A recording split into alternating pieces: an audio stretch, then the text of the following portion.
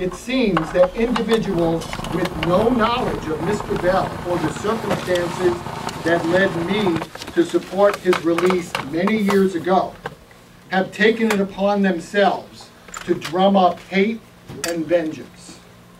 Particularly upsetting is the attack on the parole commissioners who made the decision to release him. The fact is that Mr. Bell has taken responsibility for his actions, has expressed genuine remorse, is 70 years old, and has been in prison for 45 years. In these times of increased hate, we need more compassion and forgiveness. Signed by Waverly Jones.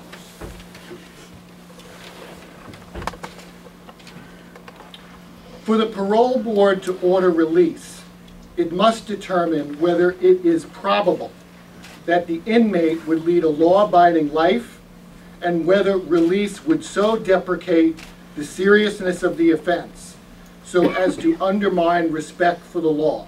That's Executive Law 259. The board must also be guided by what's called the compass factors. This is a grid that takes numerous things into account and states the level of risk the person poses to the community. On the appearance of Mr. Bell on March 1st, 2018 marked the 8th time that the parole board considered whether he should be paroled. And in each of the previous 3 or 4 times when the compass factors had been law, it was determined that Mr. Bell posed the lowest possible risk to the community if released. The law is that all of the criteria in Executive Law 259 have to be considered. The offender, in this case Mr. Bell, does not necessarily have the right to parole, but he has the right to an unbiased, fair consideration of all of the legally mandated factors. So while the seriousness of the offense must be considered, it cannot be the sole ground for denying someone release on parole. The Patrolmen's Benevolent Association, and sadly, some elected officials, have stated that the seriousness of the offense should be the only factor. That basically they're saying that the parole board should ignore the law that they're sworn to uphold. That they're arguing that no matter what the circumstances, those convicted of killing police officers should never be paroled. What they are saying would amount to an unconstitutional resentencing by the parole board, not a judge. In our system, it's judges that impose sentences, not the parole board. As public officials charged with enforcing the law, those who have taken that position should know better. And they shouldn't feed into the inflammatory rhetoric that is being also sadly fueled by you in the media. It is akin to the sentiments that drove the rush to mass incarceration in the 1980s, epitomized by Hillary Clinton's racist use of the term super predators, a comment that probably helped to cause her the election. But this is the same kind of sentiment that's being put out there today. The seriousness of the offense was taken into account by the parole board considering Mr. Bell's latest application. It appears numerous times in their decision. It is an important factor, but not the only factor. It is also something that will never change. But people, such as Mr. Bell, do change. And the parole board is also required to take those changes into account. Over his 45 years in prison, mostly in the maximum security institutions such as Attica, Comstock, and Clinton, Mr. Bell, now 70 years old, has become a different person. He has accepted his responsibility for his role in the murder of Waverly Jones and Joseph Piagentini. He has acknowledged that his actions were, in his words, horribly wrong. Perhaps most importantly, he knows that his actions have caused and continue to cause pain and grief to the families of those two officers. In fact, Mr. Bell's transformation came in part through contact with Waverly Jones Jr., one of the children of the deceased officer. That contact began in about 2010. Waverly Jones wrote to him, unsolicited, and told Mr. Bell that he forgave him. As Mr. Bell told the board, if Waverly Jones could forgive me for what I did to his father and Officer Piagentini, why can't I acknowledge what I did and express my sorrow to the victims and their loved ones? On March 1st, the parole board spent nearly 2 hours with Mr. Bell. They usually spend less than 10 minutes at a parole hearing. They found Mr. Bell's expressions of remorse, supported by numerous letters of support, to be heartfelt and genuine. In making the decision, once again, they did not ignore the seriousness of the offense.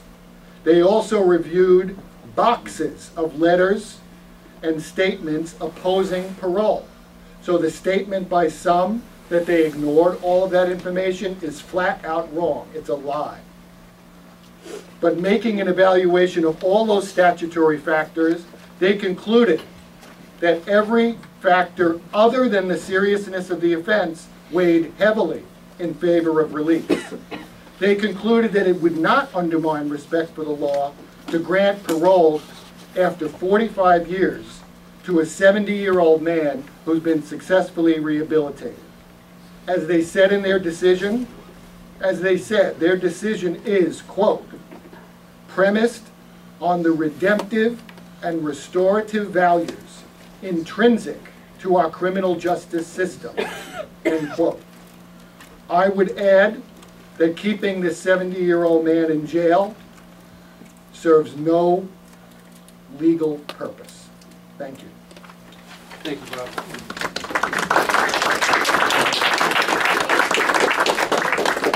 Robert Boyle, B-O-Y-L-E. And he represents Waverly Jones Yes. Jr.? No, he represents Herman Bell. So we will have questions and answers after all the speakers come up. Next, we will hear from Stephen Zeidman, professor at CUNY Law.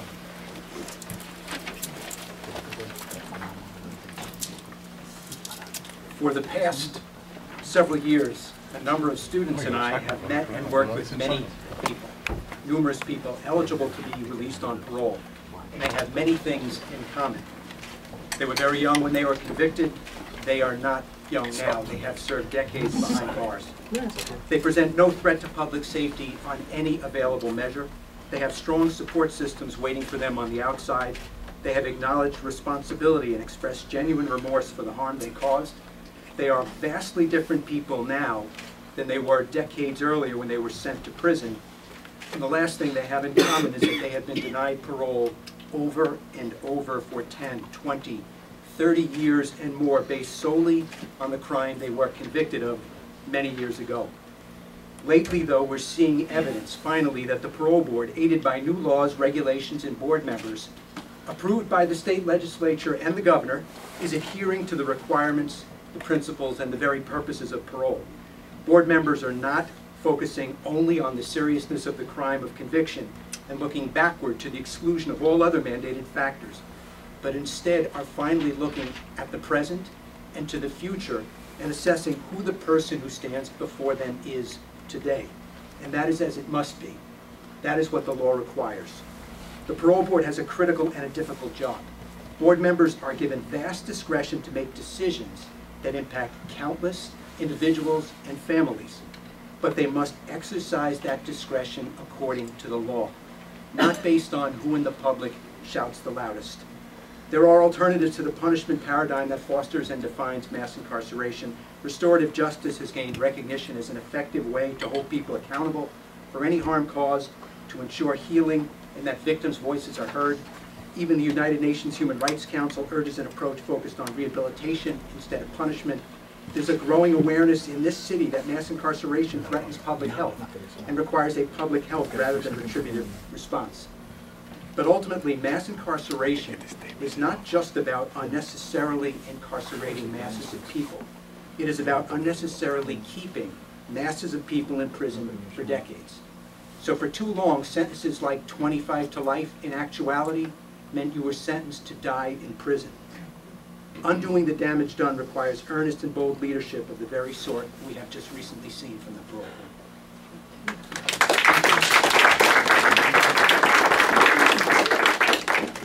Representing a network of artists around the country and also reading a statement from Danny Glover, we welcome Cameron Rowland.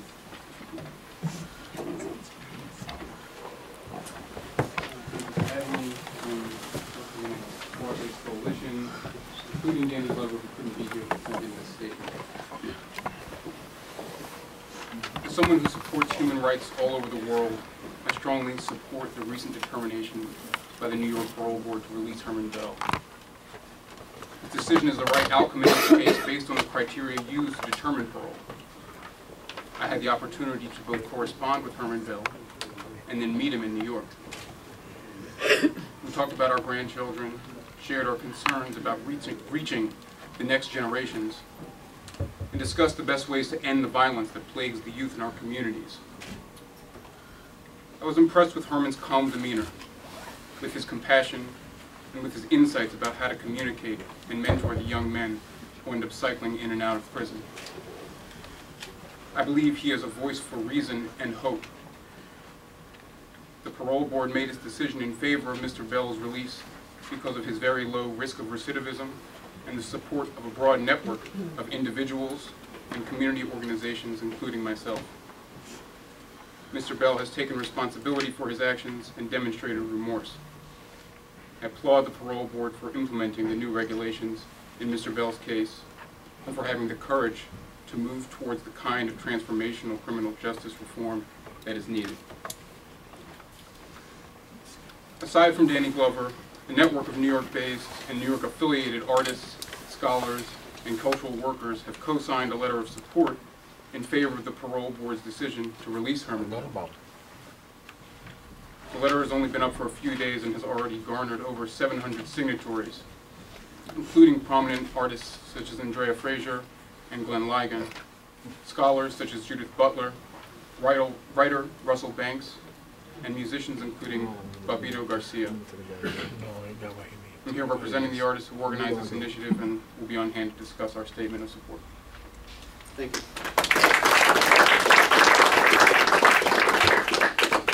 And representing the Jim Owls Liberal Democratic Club, we have Alan Roscoff. Hi, thank you.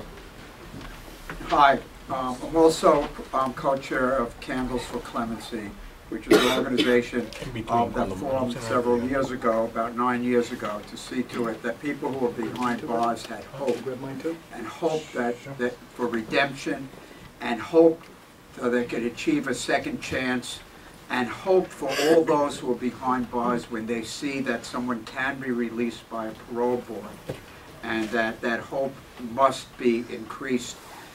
And what we're seeing here now is a parole board that may have turned a very important page. This parole board may finally realize why they exist. They exist to grant parole to those who are no longer the person that they were when they committed the crime. People deserve redemption. People who show remorse deserve a second chance. Nobody deserves to die in prison because they are old and because they committed a crime 3, 4, or 5 decades ago. If we follow the advice of law enforcement, then people who committed severe crimes shouldn't even appear before a parole board. But that is not the law. And that is not humane. And that is not what New York State is supposed to be about. As somebody who works with an organization that elects elected officials and supports candidacies, we must hold our elected officials accountable, and we must not support any of them who cannot understand that it is humane, necessary, and mandatory that they speak out for Herman Bell and give hope to the thousands who are waiting their chance to rejoin their families and society so that they could be productive human beings. Revenge is not what the criminal justice system should be about. Thank you. Thank you.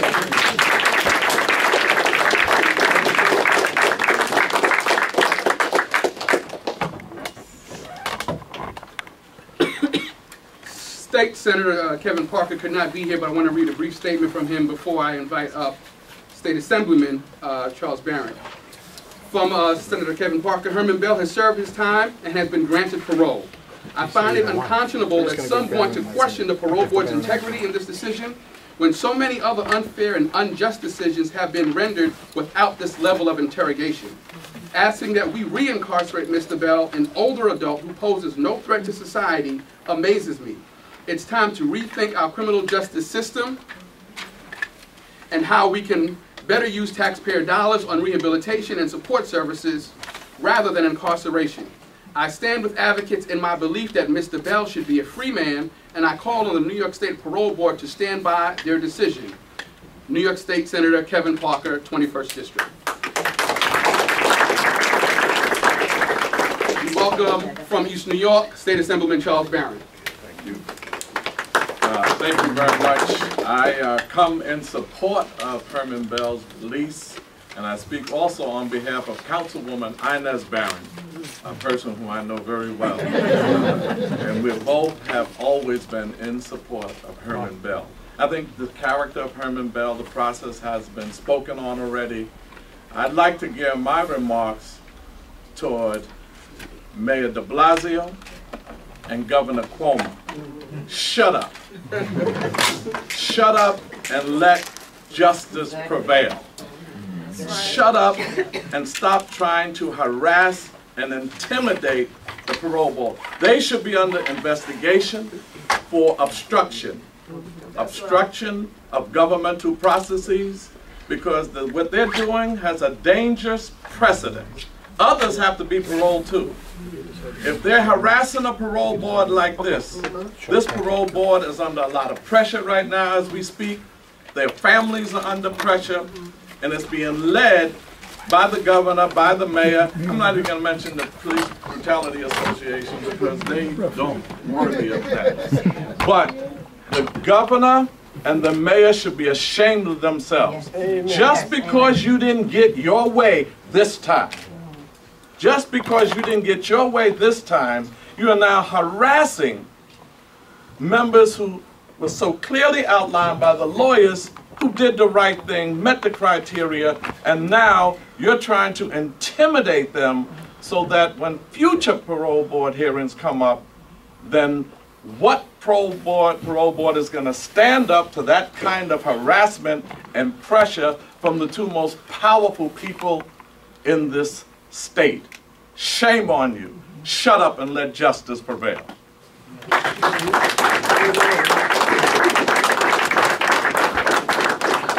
Thank you, Assemblyman Barron. Representing the public defenders, criminal defense attorney Bina Ahmad.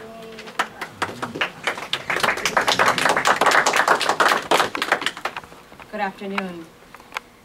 I'm incredibly humbled to stand before you here today in front of Herman Bell's friends and supporters, formerly incarcerated friends, and Herman Bell's family who have been waiting for Mr. Bell, who first appeared before the parole board 20 years ago, to come home, who have been waiting for a very long time now. Thank you for the honor of asking me to speak here and give you a few words today. I hope I can do you justice and to this important issue before us today. As a criminal defense attorney and a public defender who fights in this criminal system every single day, I know and have seen the crushing power of the police, specifically the NYPD and the Patrolmen's Benevolent Association, or the PBA. I'm here today to stand up against the PBA's fear tactics and smear campaign against Herman Bell, which is an attempt to override the parole board's compassionate and just decision granting him parole.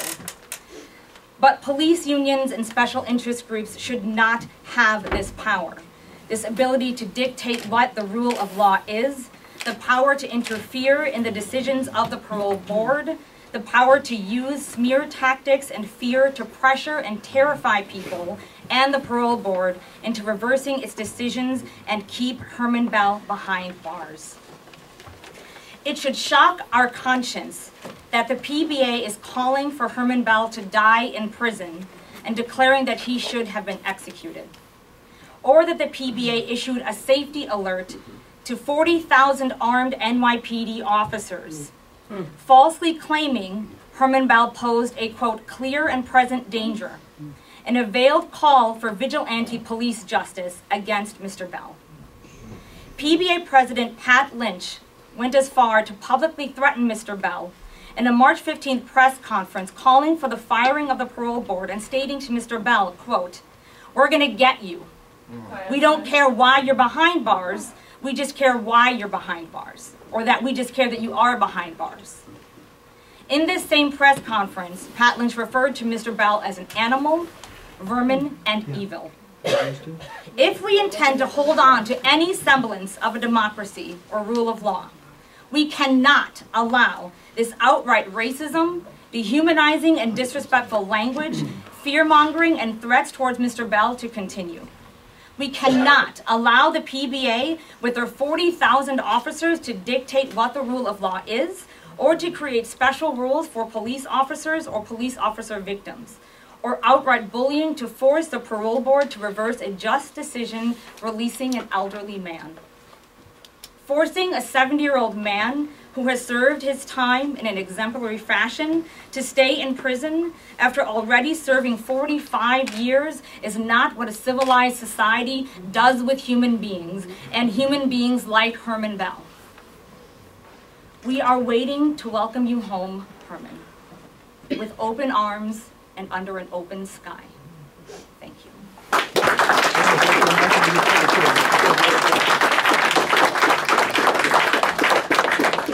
Thank you, Bina. Representing releasing aging people in prison and a formerly incarcerated member, please welcome Jose Saldana. I was released from Greenhaven Correctional Facility on January 11th after serving 38 years and being repeatedly denied parole by the parole board. I met Herman early in the years of my incarceration. He has had a tremendous influence on me in transforming my life. And I can tell you that Herman has been a mentor and a positive role model to countless incarcerated men throughout the state of New York. In fact, some of the formerly incarcerated people today that are involved in the anti-violent movement, youth mentoring, and gang prevention have been influenced by Herman Bell. To me, that's the measure of the man that he is today. And that's the man that we are welcoming back in our communities. Thank you.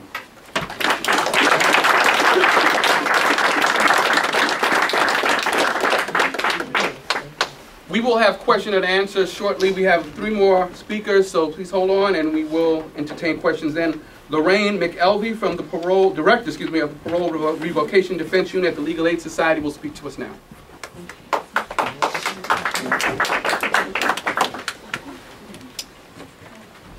As a member of the Public Defender's Office that represents the paroled community in New York City, I submit that the decision of the parole board in releasing Herman Bell was fair and just. The parole board correctly applied the updated guidelines that were enacted a year and a half ago, the very first step in replacing a broken parole system, a system that left many aging prisoners lingering in prison in perpetuity based only on the seriousness of their crimes. We must provide aging prisoners a real opportunity for parole and consider more than the acts that just sent them to prison as a young person. The new guidelines have as consideration remorse or regret for the crimes, the disciplinary record, and an evidence-based risk assessment tool. Mr. Bell had spent 44 years in prison. He expressed remorse for his crimes and regret, and he had little to no disciplinary record and strong community support. Most importantly, on an evidence-based risk assessment tool, he scored a low risk to the community. The decision to release Mr. Bell, the parole board should be commended, not threatened by special interests. By applying the guidelines carefully and fairly, the board has taken the first step to ensure that all rehabilitated prisoners have a fair and equal chance to be on parole. Thank you.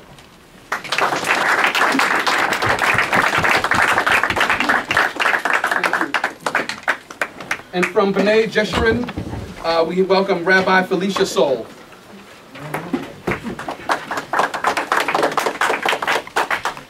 Thank you. As a rabbi and woman of faith who spent considerable time visiting facility of prisoner, I carry with profound recognition the sanctity of human life and the deep and utter heartbreak when a life is taken at the hands of another human being, as did Herman Bell.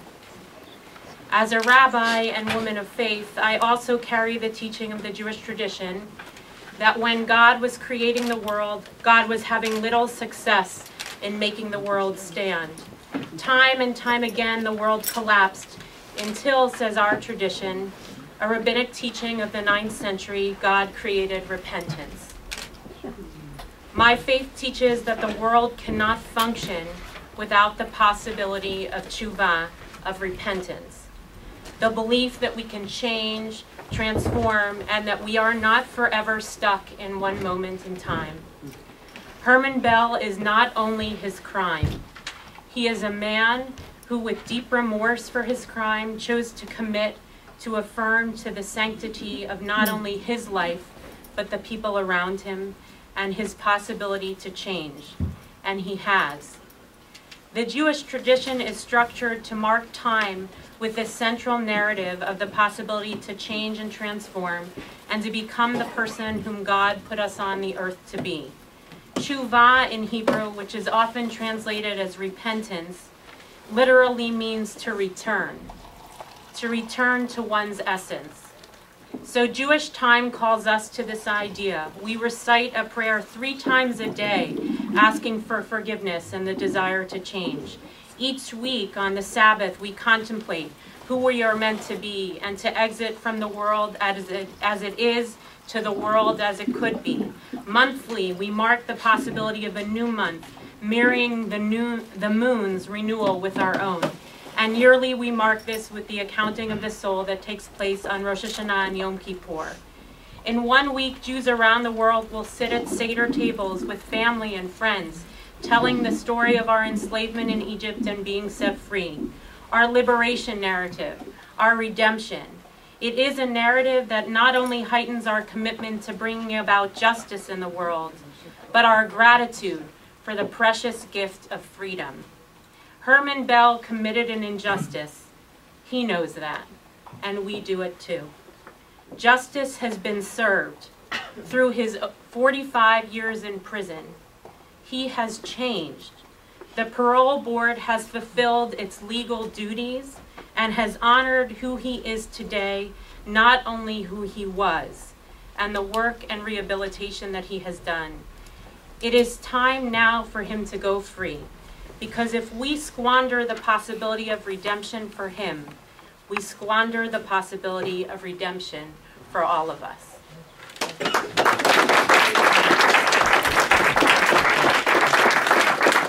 And last, but certainly not least, we welcome from the Releasing Aging People in Prison campaign, Ish Iguatua. So I want to talk about for a second about the Parole Board's mission. The Parole Board's mission, according to their official remarks, is the Board of Parole's mission is to ensure public safety by granting parole when appropriate and under governing standards. That's what people here have been talking about all day. The governing standards, that the Parole Board is finally doing the right thing. I've never known a moment in which Herman Bell was not a positive influence to men inside of the correctional facilities. I myself was denied parole twice. He's been denied 7 or more times. I can't even imagine the pain and depression that he suffered after those parole board denials. And it's not only a denial for Herman Bell, it's a denial for this community. Each denial was a denial to his family. But police officers have rights as well. And they also have families. Herman has never not taken responsibility for what he did. And that allowed me to take responsibility for what I did. I served 29 years in prison. I'm a changed person in part because Herman Bell and people like Herman and some of the men that are sitting out here had an opportunity to help me change. We all need opportunities. That he still has his humanity intact and is not a bitter human being is a testimony to his character. Thank you.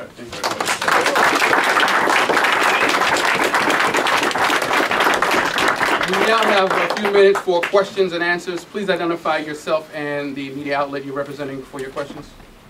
I just want to clarify who you are. My name is Linda Schmidt. I work with Fox 5 News. So you represent Herman Bell, but Waverly Jr. asked you to read the statement. Is that right? That's exactly right. Okay, I just want to make sure. So, no, that's I represent right. Herman Bell. I do not represent Waverly Okay, Jones. but Waverly did ask you to read the Yes, statement. that's right. And your name is Robert Boyle, B-O-Y-L-E? Yes. Okay, thank you very much. That was hard. But just to be clear, you know, at his parole hearing last month, were you there with him? Who is that? Is someone standing here there with him when he? No, at parole hearings in New York State, you're not entitled to have an attorney in the actual parole hearing. You're permitted to file papers in support of parole, which we did, but I was not present during the hearing, as is no one in New York State. So, but you've been representing him all along, up until just right today? I've been representing him off and on since the 1980s. Wow. Your response to it, I know some of the public defenders spoke about the PBA, etc. A lot of people here are using, he's 70, he's an old man. There are probably people in this room who are close to 70 or maybe older who may not consider themselves to be old. Your response to that some are saying he could be released and could cause harm again. And you can't just base it on he's a 70-year-old man. Of course. Well, it's not just based on 70-year-old man. It's based on 45 years in prison and the changes that Herman Bell has gone through during those 45 years. It's also interesting to note, and there's probably people here who know the statistics better than I, that the lowest rate of recidivism is for people who are over 50. And in fact, people who've been convicted of homicide. The lowest rate of recidivism. And so the data shows, not only generally, but specifically to Mr. Bell, that he presents an extremely low risk of recidivism. Ma'am? Another answer. Okay, yes. Hi, Ed Pilkington from The Guardian. Can you help me understand a bit of process? Is there any possibility that another authority other than the parole board could intervene and stop Mr. Bell being released, whether it's the governor or even the Trump administration? Is that legally possible in any form? Not to my knowledge. So it's only the parole board that has the authority in Which is case. part of the New York State government. And we know the environment is intense and there's a lot of criticism of their decision, but can you give us any more detail about the pressure the board itself is coming under personally? What kind of pressure are they experiencing? I'm unaware of, other than what's been said in the media by not only the PBA and elected officials. I think that's pressure enough, calling for someone's dismissal.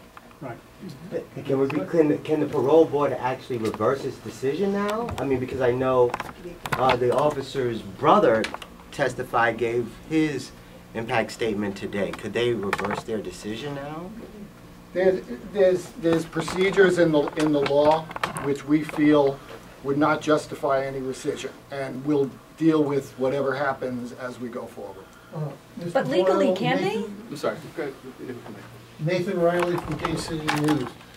Is rescission a procedure written into the law? Because there are procedures for rescission which can be only granted on very narrow grounds. And before that can happen, there needs to be a hearing where he is entitled to to be represented by counsel. is this like arbitrary and capricious grounds, or what kind of grounds are the narrow grounds? Well, anything in Mr. Bell's case would be arbitrary and capricious. I'll say capricious, I'll say that way.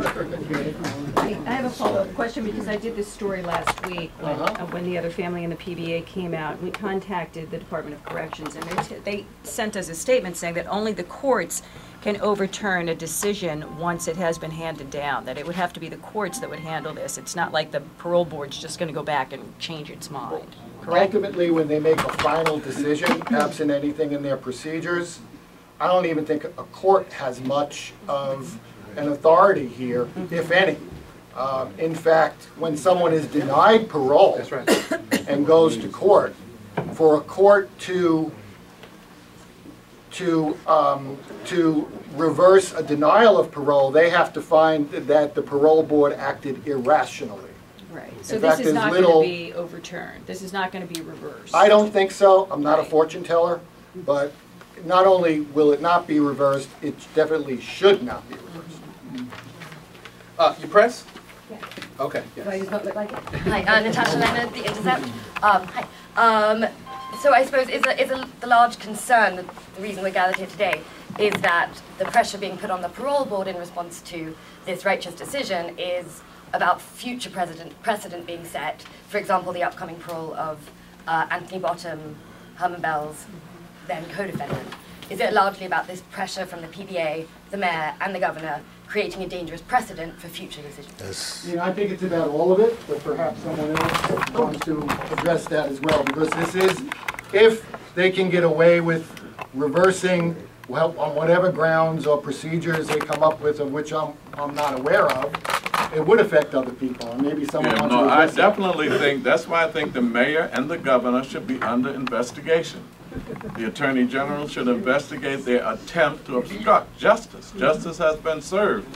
By them doing this, even if they don't, and I don't think they will succeed in Herman Bell's case, the precedents that they're setting is going to put fear in future cases that are coming up, and for that, they should be under investigation for obstruction, attempting to obstruct.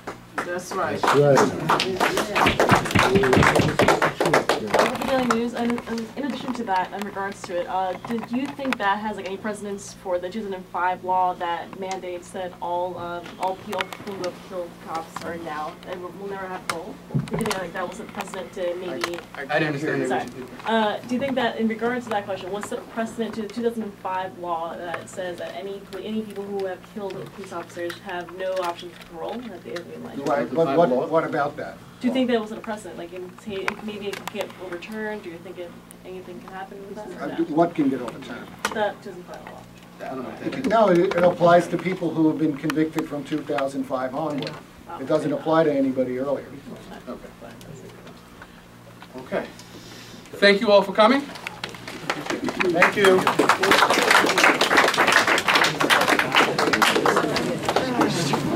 No, are you going there?